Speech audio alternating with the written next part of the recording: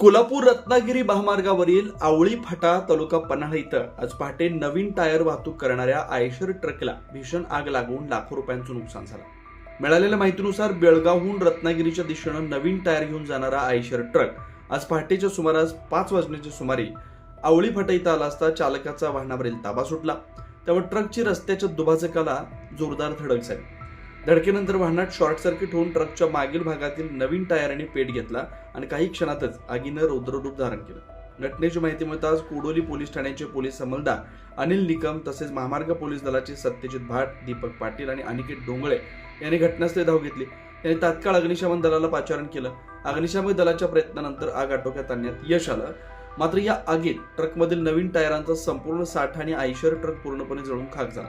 या घटनेत लाखो रुपयांचं नुकसान झाल्याचा प्राथमिक अंदाज व्यक्त करण्यात येतोय। सुदैवाने या दुर्घटनेत कोणतीही जीवितहानी झालेली नाही। या घटनेचा पुढील तपास पोलिसांकडून सुरू आहे। महासत्ता लाईव्ह साठी नथुराम डवरी। अशाच ताज्या अपडेटसाठी महासत्ता न्यूजला सबस्क्राईब करा।